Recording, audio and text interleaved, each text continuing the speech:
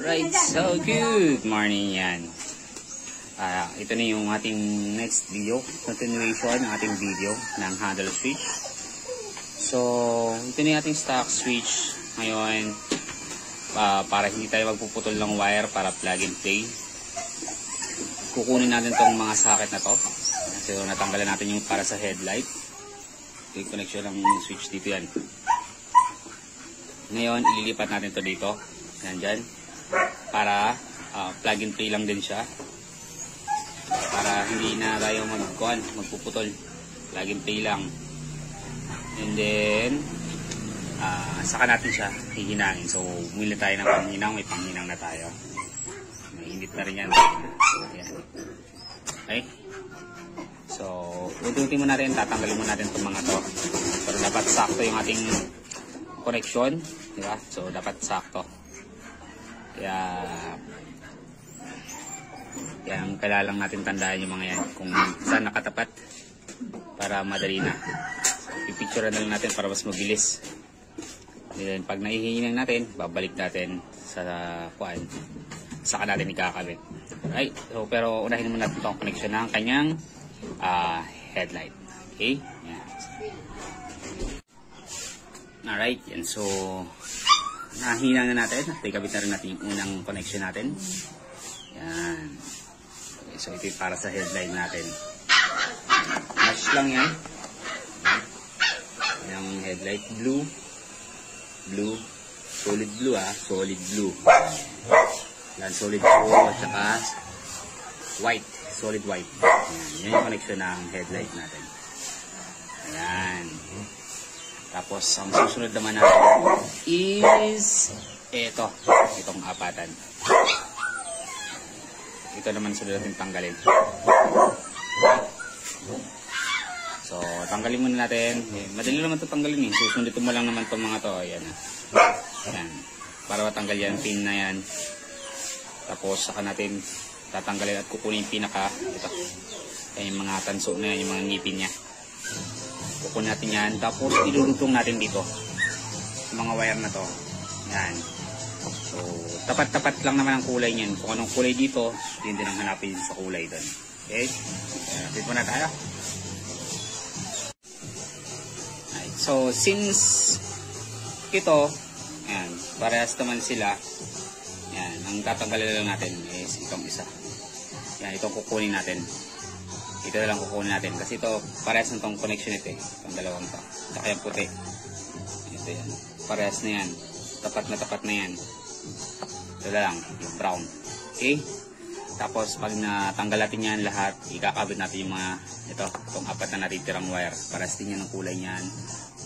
Ayan o. Blue. May lining na white. Orange. Tapos black. Light blue. And siyempre,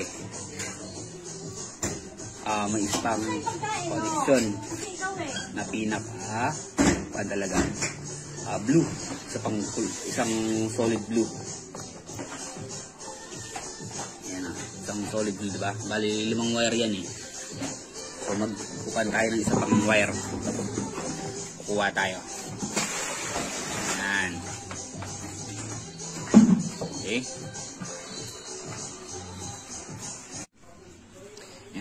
Alright, so nihina na natin yung apat na wire yan. So yung pang isa, kailangan natin isang solid blue. So baka mag-top na lang tayo dito. Kasi bali 5 wire pa ang dapat na nakakabit dito. So magta-top na lang tayo ng isa dito sa solid blue. Papunta dito. Yan, kailangan natin yan. Ito, kailangan natin itong isang toy. Yan, tatanggalin natin ito. Yan. So, pero bago yun, kabit mo natin itong apat na to. So, kailangan tama yung pagkakasuksok nyo dito. At para magkatapat-tapat sila doon. Okay? So, kung hindi nyo kabisado, isaksak nyo to doon sa socket na nandun sa may headlight dito. Yan. Tapos pagtapat-tapatin nyo lang yung kulay. Okay? Ayan. Kabit mo natin. Okay, so yan. Tapos na natin na mahinang lahat. Ayan. And napagdugtong naman natin.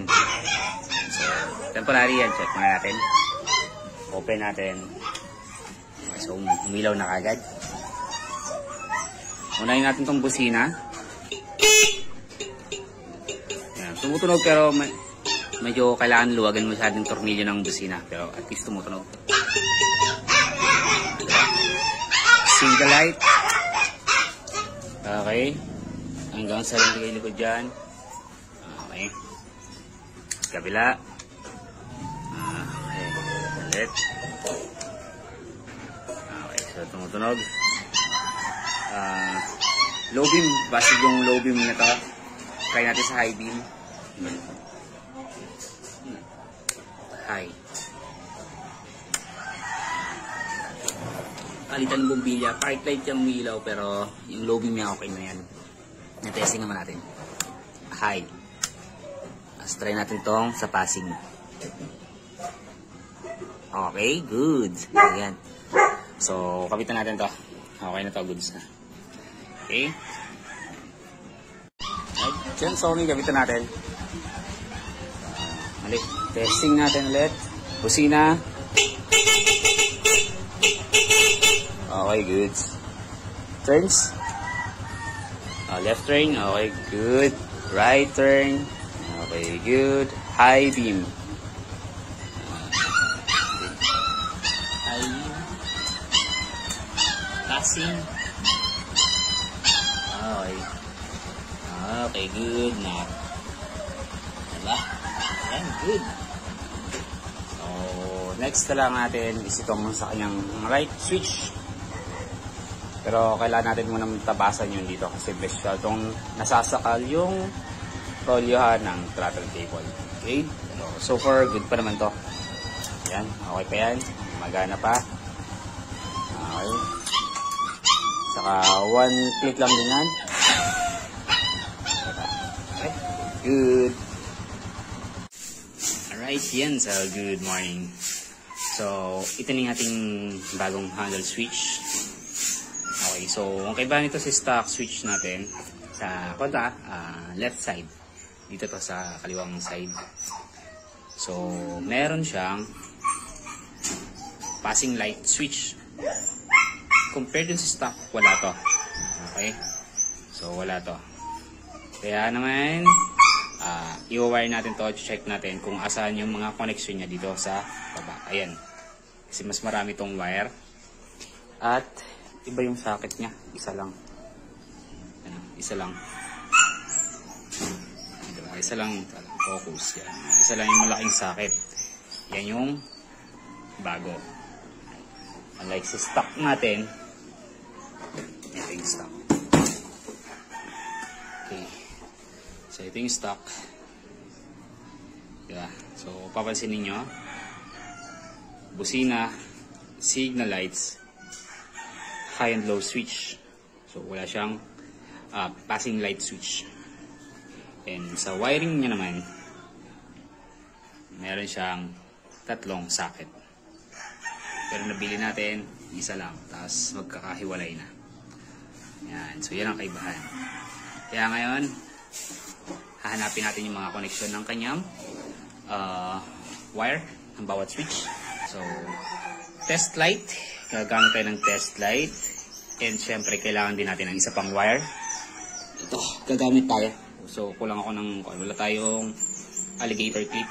Ayan. So, gagamitin natin ito birang jumper wire. Ayan. Okay. And syempre, battery. Kukunik tayo sa battery. Ayan. So, pag gagamit tayo ng test light, kailangan natin ng baterya. So, ito gagamitin natin. Mag-tap tayo dyan. Okay, yan. So, connect muna tayo. Yan. So, naikabit na natin yung ating test light. So, yung dulo ng ating test light ay nakalagay sa negative terminal ng ating battery. And yung ating jumper wire naman is nandito sa positive terminal. Yan. Positive yan ng ating battery. So, bakit nasa positive? Kasi lahat ng switch natin dito is positive trigger.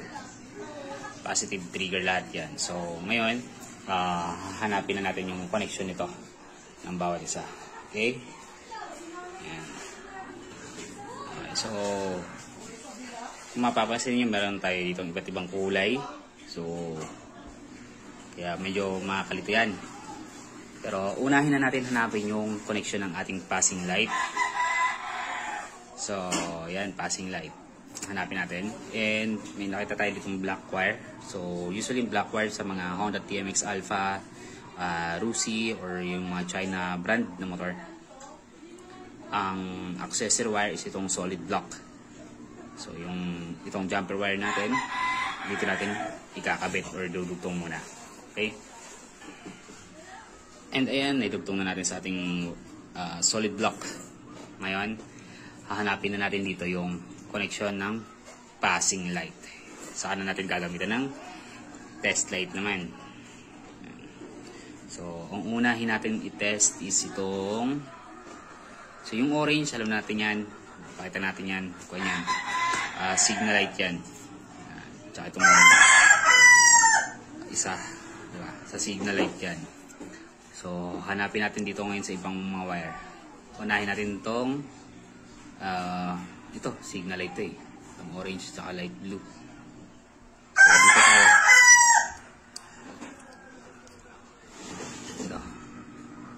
Dito tayo. Check na natin ito. Okay? Okay, so ito yan, nasa puti siya. Tinutong natin sa puti. Sa puting wire. Okay. Hirap na mag-isa lang. Oh, wait lang. Alright, so pinatong muna natin. So, ito yung ating jumper. Ayan, dulo natin test light. Nakakonect sa white. So, ngayon, try natin. Ito yung passing. Dapat iilaw. Natin, kung ilaw. Wala. Okay. Okay, so hindi.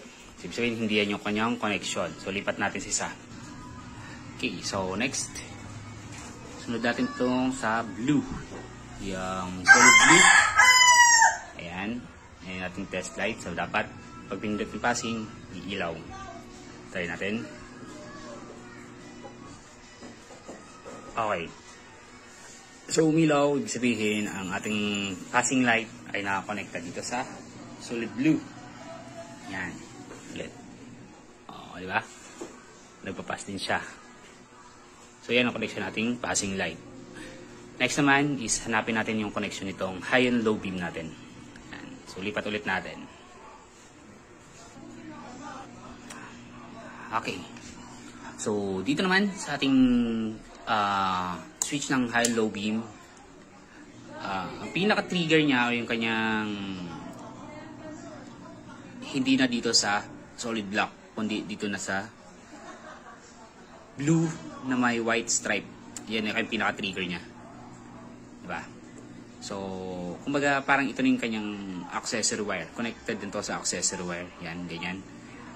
Connector rin yan dyan dapat para matrigger yung ating high and low switch. Yan. So, ngayon, test natin yung isang coin kanina. Check natin tong puti. Ito yung kasi headlight kasi nasabi ko kanina. Diba? Okay. So, check natin. Ayan. Umilaw na kagad dahil naka-low beam tayo. Ayan. Naka-low. So, try natin sa high. Namatay. Low. High. Okay. So, kita na kagad natin na puti. Yung solid white yung kanyang connection para sa low beam. And next naman, hanapin natin yung kanyang high beam. So, lipat natin to yung ating test light sa isang wire pa. Okay, so kung kanina yung ating passing light, usually ang passing light is konektado yan sa high beam ng ating mga headlight. Kaya naman, yung ating test light, yung binili ko dito ulit sa solid blue. Kasi yan yung connection ng ating high beam. So, try natin switch. Okay. Low. High. Okay. O, diba? Yan. So, kita nyo naman, ito yung ating high beam. Nasa solid blue red kasama nung kanyang passing light. So, ngayon, ang gagawin natin, paano natin mapapagana yung passing light. Diba? Paano natin pagdudugtungin or kukonektahin yung passing light at saka yung headlight, yung high beam. So, ang gagawin lang natin, dapat yung kanina, yung trigger ng passing light na solid block, kukonektin natin dito sa trigger ng headlight natin. Okay? So, dapat ito magkadugtong to. Itong dalawang to. Yung blue na may white stripe at saka itong solid black. Parehas to accessory wire. So, dugtong muna natin. Alright. So, ayan na. Yung ating solid black at saka yung blue na may white stripe. Ayan. So, magkadugtong na sila. So, ngayon, yung ating test light is nandun pa rin sa solid blue na wire. So, try mo natin buksan yung kanyang high beam kung iilaw. Okay, umilaw. Low. Okay, diba? Patay pa rin. High ulit. Low. So, ngayon, try natin paganahin. Pag naka-high beam ka, for sure, hindi gagana yung kanyang passing light kasi naka-high ka. So, patay natin to. Lagyan natin sa low beam. Ngayon, try natin yung kanyang passing light. Okay, ayun o. Diba? So, yan lang pagkukonektahin nyo para mapagana nyo. Ngayon, buksan natin high beam. Pag naka-high beam ka, wala kang passing light. So, ngayon, pwede rin naman, kung may mini driving light kayo, yung trigger, yung high beam, yung wire ng high beam ng mini driving light nyo, pwede nyo i-connect ka dito. Wag para hindi na sa high beam. Mag-tap kayo ng isang wire dito para konektado siya sa passing light. Magtatap kayo dito ng isang wire papunta sa high beam ng MDL nyo para konektado din siya dun. Yan. So next naman ay hanapin natin tong signal light. So napakadali nito dahil nakita natin yan kahapon. So dugtong muna natin. Okay. So, ang signal light na test na natin kahapon. So, kabisado natin na sa orange ang kanyang left. Ito, pag nilagyan natin sa left, nasa orange yan, nakakonekta. And pag sa right naman, is itong isa. Itong sky blue na to. Yan. And ang pinaka-trigger naman ito, ang trigger naman ito, is hindi naman gagaling dito sa dalawang to, kundi dito sa isa, itong gray. Yan yung pinaka-trigger, yung kulay gray na yan. Pero since nasa socket na siya, hindi na natin uhugutin. So ito, plug and play naman to dun sa socket doon sa headlight, sa pinagtanggalan natin. Kaya hindi natin tatanggalin. So yan ang pinaka-trigger niya. Yan, alright. So ito na yung ating signal light. Yan. So nakakabit orange sa orange and light blue sa light blue. So, try natin. Sa left, dapat ilaw to. Yan. Dapat ilaw. Baliktad. Sa right pala yun. Tama. Ganyan. Paganyan kasi yan. Right. So, yan yung right. Ito yung para sa left. Yan. Kabila. Very good. Umilaw. Sa kabila. Okay. Ulitin natin.